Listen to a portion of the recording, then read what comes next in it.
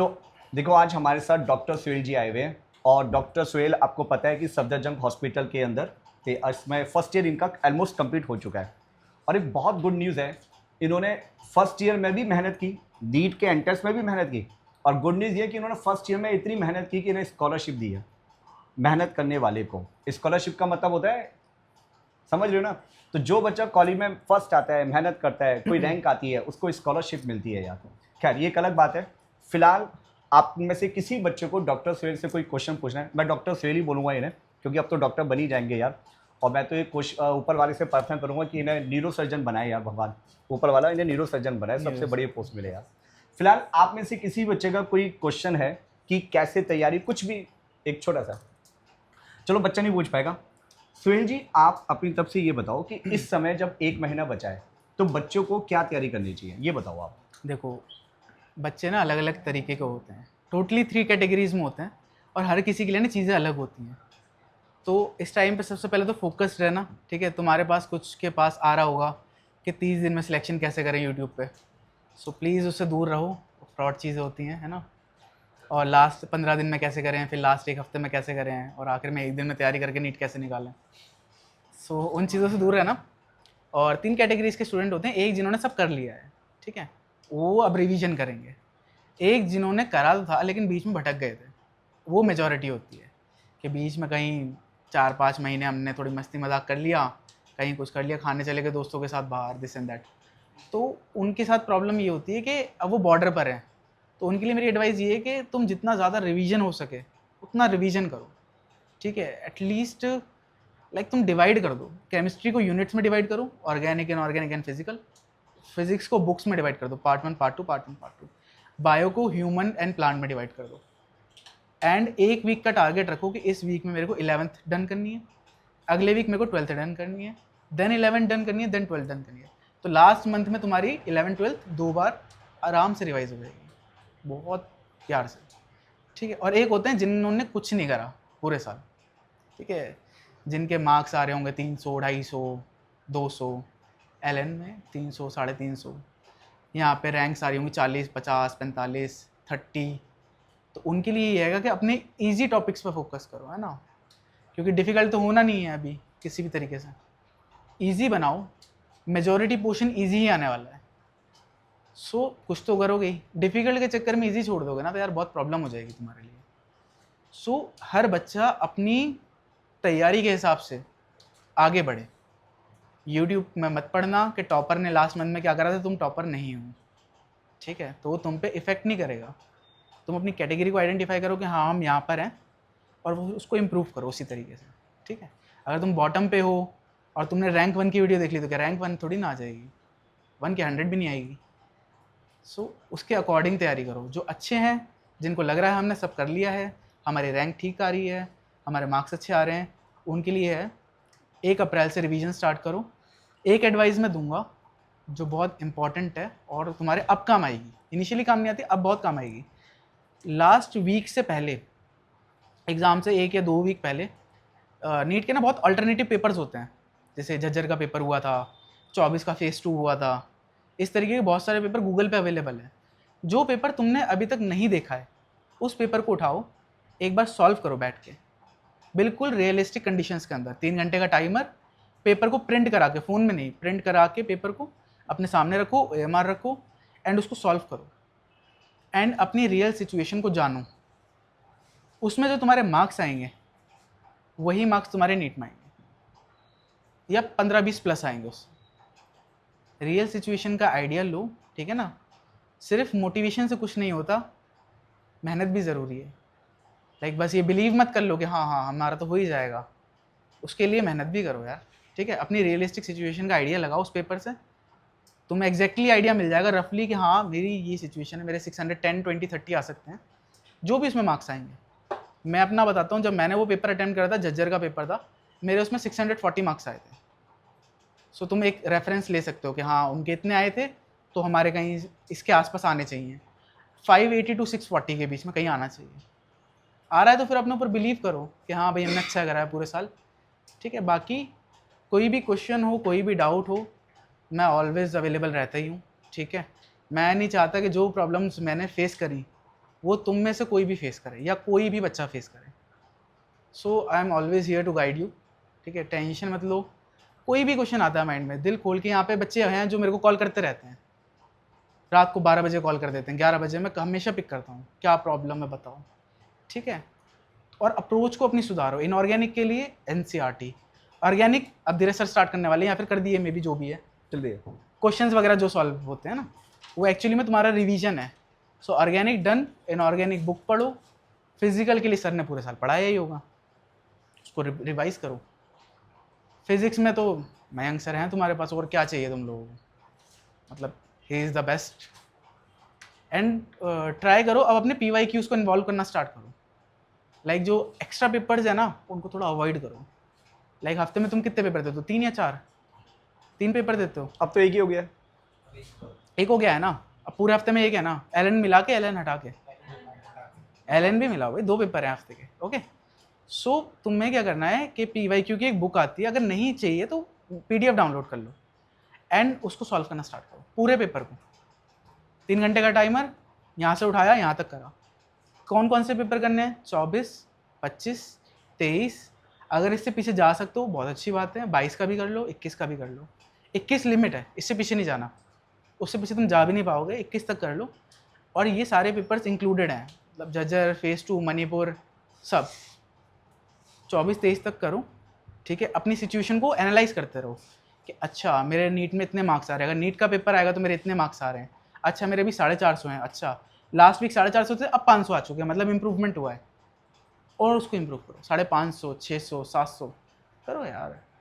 मैंने 2023 का पेपर दिया था, मेरे 715 आए थे, 16 आए थे एक्चुअली, 716 मार्क्स, समझे। तो मेरे ऐसा नहीं कि नीट में ही 716 आ जाएंगे, वो बस एक रेफरेंस के लिए कि हाँ मैं अच्छा कर रहा हूँ, ठीक है। बाकी और कोई क्वेश्चन हो तो बेझिझक पूछो, एनीथिंग। गिरे हुए से गिरा हुआ क्वेश्चन है, मैं एक्सप्लेन कर दूँगा, ऐसा फील मत। केमिस्ट्री को यूनिट वाइज डिवाइड कर दो, ठीक है। इनऑर्गेनिक के कितने चैप्टर हैं? 3, 4 चैप्टर्स, ओके। अब तुम सोचो कि तुम्हारे पास 2 दिन है, क्या तुम इनऑर्गेनिक के 4 चैप्टर रीड नहीं कर सकते? ऑनेस्टली सोचो, बुक में से कितने पेज का एक चैप्टर है? 5, that's it. 10 pages per day नहीं कर सकते रीड, सो इजी। नोट्स तो तुम्हारे टिप्स पे आ चुके होंगे अब तक, नोट्स तो 5 मिनट में रिवाइज हो जाते हैं। इनऑर्गेनिक के लिए ना बुक पे ज़्यादा फोकस करो। एक मैं तुम्हें बताता हूँ क्यों। इनऑर्गेनिक के ना, जब भी तुम बुक पढ़ोगे ना, तुम्हें ये चीज़ खुद भी रियलाइज होगी, तुमने बुक पढ़ी और तुमने नोट्स पढ़े याद करने वाली चीज़ के लिए, तो तुम्हें जब एग्जाम में क्वेश्चन मिलेगा तो तुम्हें कभी भी नोट्स की लाइन जल्दी से याद नहीं आएगी, पर बुक का पेज ज़रूर याद आ जाएगा कि हाँ कुछ लिखा था उस पेज पे राइट साइड पे। ये बायो में बहुत होता होगा, क्योंकि तुम लोग सिर्फ बायो की ही बुक पढ़ते हो, समझे।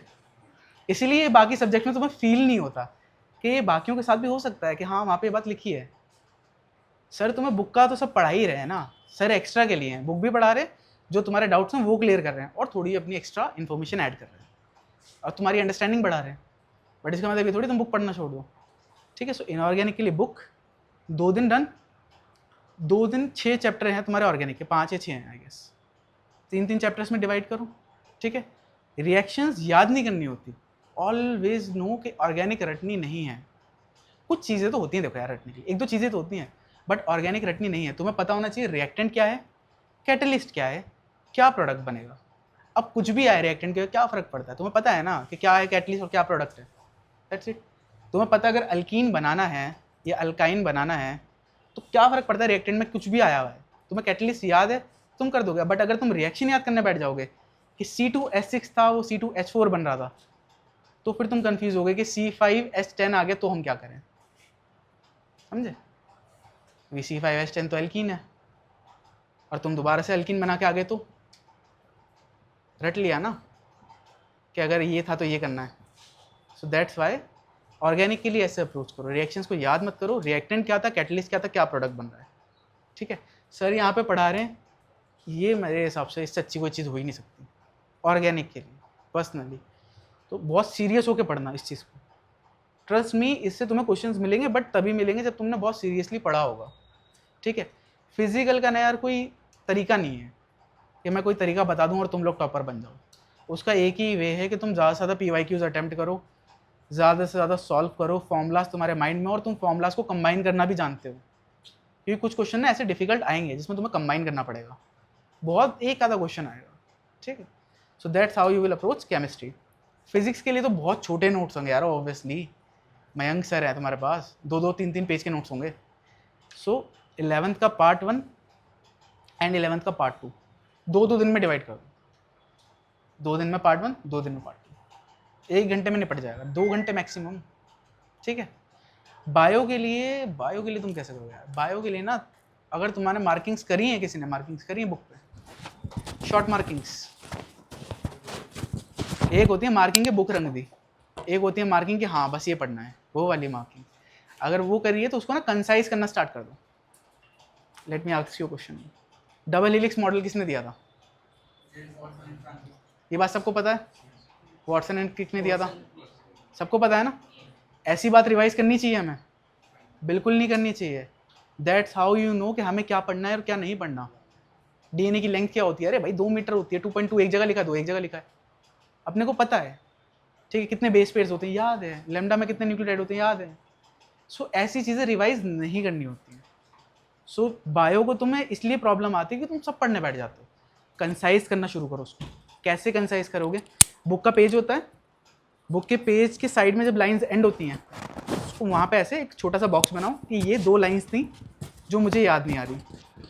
अगर बिल्कुल याद नहीं आ रही, ट्रिपल टिक। थोड़ी बहुत याद आ रही है, डबल टिक। याद आ रही है पर डाउट है कि शायद भूल जाएंगे, सिंगल टिक। इस वे में अभी तुम्हारे पास 1 महीना पूरी बुक मार्क कर लो। जब लास्ट दिन बचेगा उस दिन बस ये बॉक्सेस रिवाइज करने हैं, दैट्स इट। लास्ट टाइम कितने ड्रॉपर्स हैं? ड्रॉपर्स होंगे काफ़ी सारे, ड्रॉपर्स है ना। तो लास्ट टाइम हो गई थी 11th-12th की बायो रिवाइज एक दिन में, दोनों बुक्स। किसी की हुई थी? नहीं हुई थी ना किसी की, मेरी हुई थी, इसलिए बता रहा हूँ कैसे हुई थी। कि बॉक्सेस बनाने, सब तो मैं भी नहीं पढ़ पाऊंगा यार, कोई नहीं पढ़ पाएगा, टीचर्स नहीं पढ़ पाएंगे, बट वो बॉक्सेस जो होंगे ना उन पर भरोसा करो, ट्रस्ट करो कि हमने जो ये बनाया है यही हम भूल रहे हैं, इसी को हमें लास्ट टाइम पे पढ़ के जाना है। एंड तुम्हारे जो कहते हैं ना टॉपर्स के, मैंने 5 मिनट में रिवाइज करा, उन्हें बुक थोड़ी पढ़ी है, उसने ये करा है। सो तुम 5 नहीं मतलब 15 में कर लोगे, 20 में कर लोगे। सो 20 मिनट में एक चैप्टर रिवाइज होना स्टार्ट हो गया। सो 3 दिन 11th, 3 दिन 11th ही तो करनी है, पूरा हफ्ता पढ़ा, 6 दिन, और एक में कितने एवरेज 14 चैप्टर्स हैं, 12th में तो 14 ही हैं, एंड 11th में 20 हैं शायद, 20-21। सो डिवाइड करो, एक दिन में 3 चैप्टर नहीं पढ़ सकते तुम बायो में? नहीं पढ़ सकते? पढ़ सकते हो ना। अगर तुम्हें लग रहा है टाइम का शॉर्टेज है, सुबह 6 बजे उठ जाओ, 6 से 8, 2 घंटा मोर देन इनफ है 3 चैप्टर पढ़ने के बायो में। कुछ बच्चे तो होंगे जो आधे घंटे में पढ़ लेते होंगे एक चैप्टर, है ना? बोलो अगर नहीं है तो कोई बात नहीं है, आधे घंटे में पढ़ लेता हूँ। हाँ ऑब्वियसली, देखो कितनी अच्छी बात बोली उसने कि चैप्टर टू चैप्टर वेरी करता है, बट मैक्सिमम लिमिट 40 मिनट से ऊपर नहीं जानी चाहिए, 40-50 मिनट से ऊपर। वो उसके लिए जो तुम्हें बिल्कुल ही नहीं आता, लाइक जेनेटिक्स बहुत ही बड़ा, वो एक्सेप्शन है। मैं बात कर रहा हूँ लाइक ह्यूमन फिजियो के 6 चैप्टर हैं, 3 घंटे में तुम 6 के 6 पढ़ सकते हो गया सारी चीज़ें रिवाइज एक हफ्ते के अंदर, बहुत ही आराम से हो गई। कोई स्ट्रेस आया? नहीं आया। 2 घंटे 2 घंटे 2 घंटे, 6 घंटे पढ़ना है बस एक दिन। 2 घंटे और ऐड कर लो, कुछ बच्चे वीक हो सकते हैं ना, 8 घंटे। सो इजी, बस प्लानिंग, माइंड में प्लानिंग होनी चाहिए कि कैसे करना है, then it become so easy. Chemistry units में डिवाइड है, फिजिक्स बुक्स में डिवाइड है, एंड बायो भी यूनिट्स में डिवाइड है। एक दिन ह्यूमन फिजियो कर ली, अगले दिन प्लांट फिजियो कर ली, अगले दिन वो चैप्टर कर लिया तुम्हें। अच्छा एक बात और, जो डिफिकल्ट लगे ना वो लास्ट में पढ़ना, ज़्यादा रिटेन रहेगा। डिफिकल्ट स्टार्टिंग में कर लोगे ना तुम्हारा माइंड डिस्टर्ब हो जाएगा। सो लास्ट टाइम है रिवीजन करो, PYQ के paper as it is solve करो, physical paper, not PDF online phone वगैरह नहीं, बिल्कुल नहीं, क्योंकि पेपर फिजिकली आएगा। एंड अपनी परफॉर्मेंस को चेक करना, 2 हफ्ते रिवाइज करो पहले ही, 1 अप्रैल से 14 अप्रैल तक। 11th भी डन हो जाएगी, 12th भी डन हो जाएगी। 14 अप्रैल को झज्जर वाला पेपर या जो वट पेपर तुम्हारा मन करे उठाओ, जो तुमने कभी ना देखा हो, सॉल्व करो। एंड अपनी सिचुएशन जानो कि सुधरी या नहीं सुधरी, क्या रहा। 500 भी प्लस आ रहे हैं ना, अच्छा है, ट्राई करो 500 से नीचे ना जाए, बॉर्डर लाइन है, ठीक है। Any other questions? अब भाई की बातों को रिकॉल करना, जो जो मैं बताया, और रिकॉल करके वो फॉलो करना, है ना। रिवीजन बहुत ज़रूरी है इस समय, एनसीईआरटी की रीडिंग बहुत ज़रूरी है, पर ये नहीं कि बेकार के सारे चैप्टर एनसीईआरटी की रीडिंग के कर दो, कुछ नहीं करना। है ना। जो बॉक्सेस वाली बात बोली, बहुत अच्छी बात बोली है, बॉक्सेस बनाओ अपने, तो इनकी बात को अच्छे से रिकॉल करना कि इन्होंने क्या क्या बोला है, हो सके तो लिख लेना कि मुझे ये काम करना है, अपनी स्ट्रैटेजी बनाइए कि मैं ऐसे ऐसे करूँगा, और उसे फॉलो करें जल्द से जल्द। मर्जी तुम्हारी है, जैसे और भी करना चाहो। एक बात क्या बोली इन्होंने कि वो फुल सिलेबस का पेपर बकायदा पूरा प्रॉपर क्वेश्चन पेपर लेके ओएमआर पर सॉल्व करना है, मिनिमम 500 नंबर तो लेकर आइए एटलीस्ट, और वो आ जाएंगे जब आप करोगे तो। एक तो पेपर करने की आदत बनेगी, वो स्टाइल जो 3 घंटे का होगा उसको फेस करने की आदत बनेगी। हालांकि कुछ बच्चे एलन में जा रहे हैं, ठीक है, मतलब एलन के पेपर दे रहे हैं तो वो ऑलरेडी कर रहे हैं, बट अपने घर पे बैठ के 3 घंटे करो, ये बहुत ज़रूरी है। ठीक है बच्चों, तो एक बार जोरदार तालियां भाई के लिए। एक फोटोग्राफ।